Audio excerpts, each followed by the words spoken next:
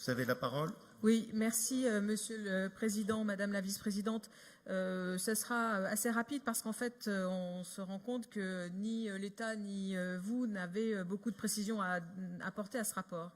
Donc, c'est un dispositif de l'État qui a été monté à la va-vite, les territoires n'ayant même pas été consultés quant à la définition des périmètres et ils ont dû faire remonter des fiches actions dans des délais irréalistes sans en connaître non plus des précisions de la part de l'État. Alors bien sûr, nous n'avons pas de raison particulière de rejeter ce plan, mais nous aurions pour autant attendu de la part de la région, dont c'est la compétence, un rapport plus abouti.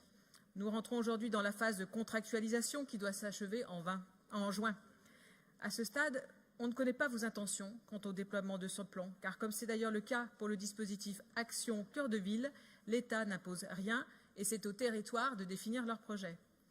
Dans ce rapport, malheureusement, nous n'avons pas votre projet. Pas plus que celui de l'État. Nous ne savons pas ce que vous entendez faire dans le cadre de ce plan. Et nous nous interrogeons, au-delà des déclarations formelles, comme nous le faisons d'ailleurs pour le reste de votre politique économique. Notre région concentre tout de même un demi-million d'emplois dans l'industrie. À ce titre, votre rapport aurait mérité un développement plus conforme à l'excellence de la première région industrielle du pays. On votera votre rapport, mais nous vous invitons à définir rapidement vos priorités. Nous attendons donc le travail en commission pour préciser le contenu de ces protocoles d'engagement qui tout de même auraient dû apparaître dès aujourd'hui. Je vous remercie.